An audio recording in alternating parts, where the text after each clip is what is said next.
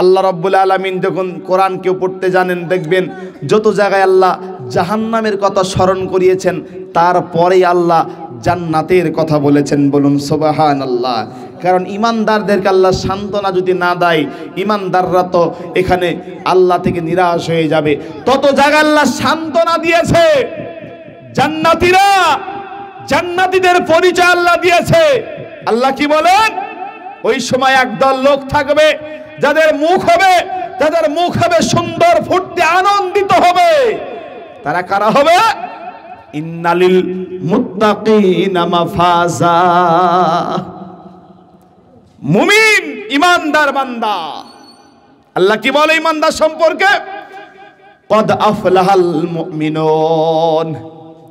ইমানদার যারা আছে তারা সফলকাম হয়ে গিয়েছে। আল্লাহ রাব্বুল আলামিন এখানে অতীত ব্যবহার করেছে, হয়ে গিয়েছে। তার মানে এমনও কিছু কাজ আছে যদি আমরা ওই কাজটা করতে পারি তাহলে আমরাও ইমানদার হয়ে যাব। বলুন সুবহানাল্লাহ। ইমানদার কারা? আল্লাহ তাআলা ইমানদারের অনেক বৈশিষ্ট্য হওয়ার পর আল্লাহ তাআলা কি বলেন? আল্লাহ রাব্বুল আলামিন তারপরে বলছেন হুম ফিহা খালিদুন। নিশ্চয় জান্নাতীরা জান্নাতের ভিতরে চিরকাল থাকবে। কিসে থাকবে বলেন? চিরকাল জান্নাতে থাকবে। জান্নাতটা কি হবে? আল্লাহ তাআলা তারপরে আয়াতে অসংখ্য আয়াত আল্লাহ তাআলা বলছে জান্নাতটা এমন সুন্দর হবে, জান্নাতটা এত সুন্দর দামি হবে। তিরমিজি শরীফে হাদিস এসেছে, নবীজি বলেছেন জান্নাতে যদি মউত থাকতো তো জান্নাতের নাজ নিয়ামত দেখেই মানুষ মারা যেত। বলুন সুবহানাল্লাহ। বলেন জান্নাতে মউত আছে নাকি? জান্নাত জাহান্নাম, জান্নাত জাহান্নাম দুইটা জায়গা গোটা কমপ্লিট। জান্নাতীরা জান্নাতে আল্লাহর দিকে তাকিয়ে আছে যে জান্নাতের ভিতরে কখন আমার আল্লাহ ডাকবে। জাহান্নামীরা আল্লাহ রাব্বুল আলামিনকে এইরকম করে স্মরণ করে আছে, আল্লাহ কখন তুমি আমাকে ডাকবে তুমি বলো। জান্নাতীদের মনে একটা আশা যে আমাদেরকে কখন আল্লাহ ডাকবে, আর জান্নাতীদের মনে একটা ভয়, না জানি জান্নাত থেকে কবে আল্লাহ বের করে দেয়। এইরকম করে রবের কাছে তারা ভয়ে ভীত অবস্থায় আছে। আল্লাহ রাব্বুল আলামিন বহুদিন পর, অনেক দিন পর, দীর্ঘদিন পর আল্লাহ জান্নাত এবং জাহান্নামের মাঝখানে আল্লাহ রাব্বুল আলামিন তখন জান্নাতীকে ডাকবে আর জাহান্নামীদেরকে ডেকে একটা দুম্বার মতন প্রাণীকে নিয়ে আসবে। আল্লাহ বলবেন জান্নাতীরা রে একটু আমার দিকে তাকাও, জাহান্নামীরা তোমরা আমার দিকে তাকাও। জান্নাত এবং জাহান্নামের মাঝখানে ওই প্রাণীটাকে আল্লাহ জবাই করে দিবে। মুহাদ্দিসগণ বলেন ওই প্রাণীটার নাম হলো মওত, ওই প্রাণীটার নাম হলো মৃত্যু। আল্লাহ মৃত্যু নামক এই প্রাণীকে জবাই করে দিয়ে আল্লাহ বলবেন ওরে জান্নাতীরা তোমরা আর তোমাদের চিন্তা নেই, যারা জান্নাতে গিয়েছো খালিদিনা ফিহা আবাদা, তোমরা চিরকাল জান্নাতেই থাকবে, জান্নাত থেকে আর কোনোদিন বের হবে না। বলুন সুবহানাল্লাহ। বলেন সেই জান্নাত আমরা চাই কি চাই না? জান্নাতের নিয়ামত, নাজ নিয়ামত এতই উন্নত মানের হবে। নবীজি বলেছেন জান্নাতে যখন মানুষকে সর্বপ্রথম নিয়ে যাওয়া হবে জান্নাতে দুইটা জিনিস খাওয়ানো হবে, একটা হলো মাছের কলিজা আর একটা হলো রুটি খাওয়ানো হবে। আল্লাহ নিজে হাতে বান্দাদেরকে রুটি খাওয়াবে। আল্লাহ বলেন জান্নাতে যারা যাবে জান্নাতি মেহমান নিয়ে আমি আল্লাহ জান্নাতীদেরকে আমার আল্লাহ মেহমান বলেছে।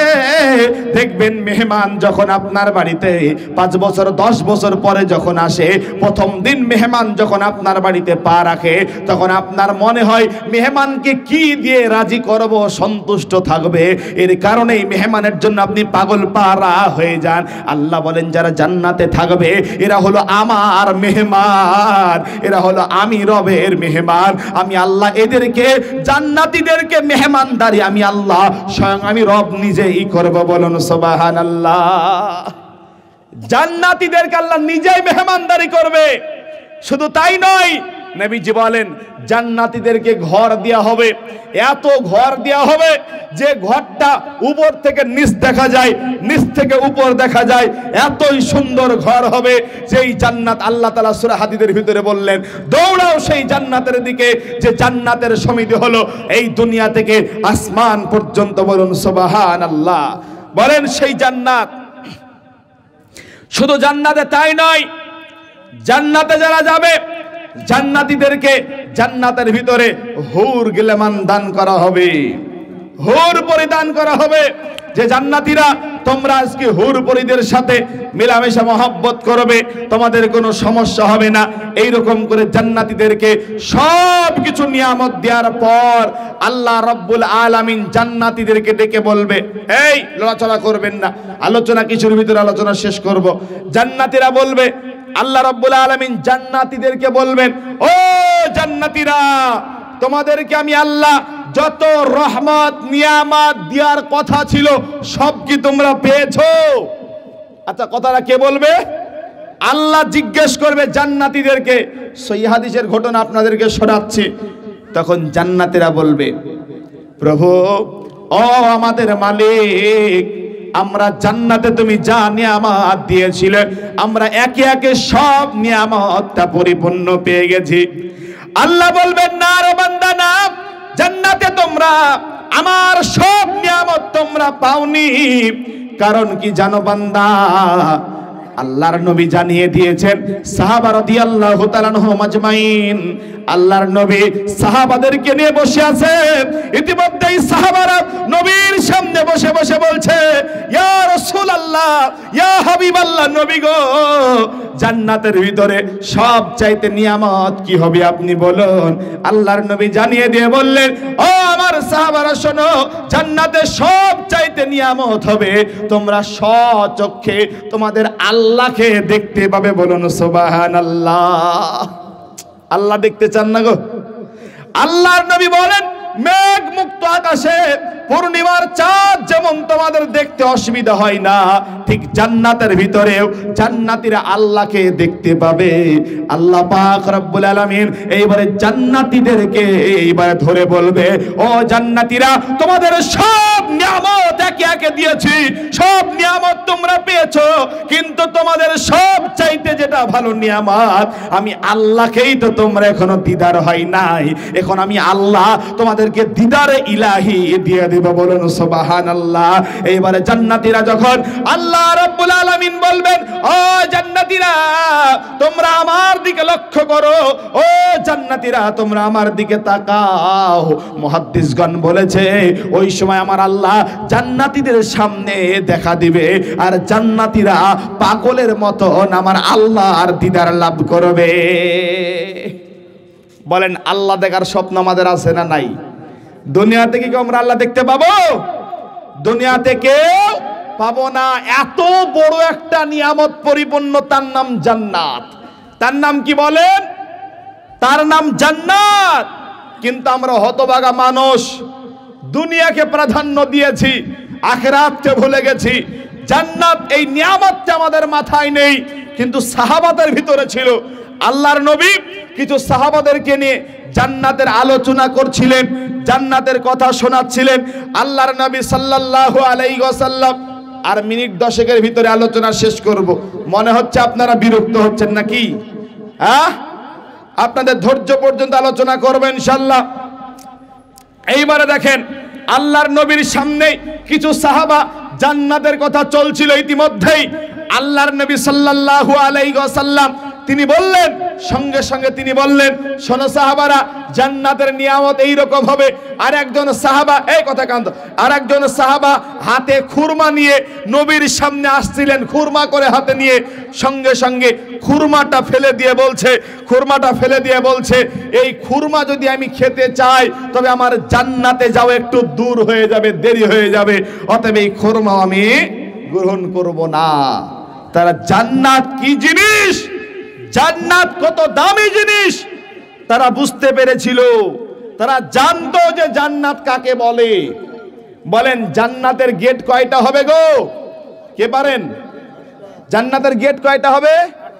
8টা। জাহান্নামের গেট কয়টা হবে? 7টা। আর 1001টা যাবে জান্নাতে। বলেন আল্লাহ যে জান্নাত বেশি বানালেন আর জাহান্নাম কম বানালেন, তারপরেও মানুষ বলছে যে জান্নাতে মানুষ যাবে 1001টা। বলেন জান্নাত কি পরিপূর্ণ হবে? কথা বলেন হবে কি? পরিপূর্ণ কিন্তু হবে না। এইবারে লক্ষ্য করুন, নবীজি বলেন জান্নাতের গেট আছে, জান্নাতের দরজা আছে। জান্নাতের গেট দিয়ে, জান্নাতের দরজা দিয়ে মানুষ দুনিয়াতে যে আমল করেছে ওই আমল অনুযায়ী মানুষকে জান্নাতে আহ্বান করা হবে। আমল অনুযায়ী জান্নাতে আহ্বান করা হবে। হাদিসে কি এসেছে? নবীজি বলেছেন দুনিয়াতে যারা রোজা পালন করবে, সিয়াম যারা পালন করবে, জান্নাতের ভিতরে ওই সিয়াম ওয়ালা জান্নাতীদেরকে একটা জান্নাতের গেট আছে, ওই গেটের নাম হলো রায়্যান নামক দরজা। ওই দরজা দিয়ে রোজাদারদেরকে বলবে তোমরা জান্নাতে চলে যাও। যারা রোজা করেছে এরা কোথায় যাবে? রায়্যান নামক দরজা দিয়ে জান্নাতে যাবে। আর যারা সাদকা করেছে, দান করেছে, এদেরকে বলা হবে তোমরা এই সাদকা দিয়ে তোমরা চলে যাও। এইরকম করে আল্লাহর নবীর সামনে এসে একজন সাহাবা বলেছে, ইয়া রাসূলুল্লাহ, ইয়া হাবিবাল্লাহ, পৃথিবীতে এমন কেউ আছে নাকি যাকে 8টা জান্নাতের দরজা দিয়ে ডাকা হবে? নবীজি আমার সাহাবাদেরকে বললেন, ও আমার সাহাবারা দল, ও আমার সাহাবারা তোমরা শুনে নাও, পৃথিবীতে এমন একজন ব্যক্তি দুনিয়াতে আছে যাকে জান্নাতের 8টি দরজায় দিয়ে ডাকা হবে। সাহাবারা বলেন এই মানুষটাকে আমরা শুনতে বড় মনে চাই। নবীজি তখন আবার সাহাবাদেরকে বললেন, ওরে আমার সাহাবার দল, আজকে আমি নবী তোমাদেরকে বলে দিলাম যাদেরকে জান্নাতের গেট দিয়ে আহ্বান করা হবে, যে সাহাবাকে জান্নাতের 8টি দরজা দিয়ে প্রবেশ করানো হবে, ওই সাহাবা পৃথিবীর কোন সাহাবা নয়। ওই সাহাবা হলো আমার সাথী, আমার হিজরতের সাথী। ওই সাহাবার নাম হলো আবু বকর সিদ্দিক। কি বলেন? আবু বকর সিদ্দিক। একে জান্নাতের 8টি দরজা দিয়ে ডাকা হবে, ও আবু বকর তুমি আমার জান্নাতে আমার গেট দিয়ে প্রবেশ করো। এই রকম করে চতুর্দিক দিয়ে 8টা দরজা দিয়ে আহ্বান করবে। এরা হলো জান্নাতি সাহাবা।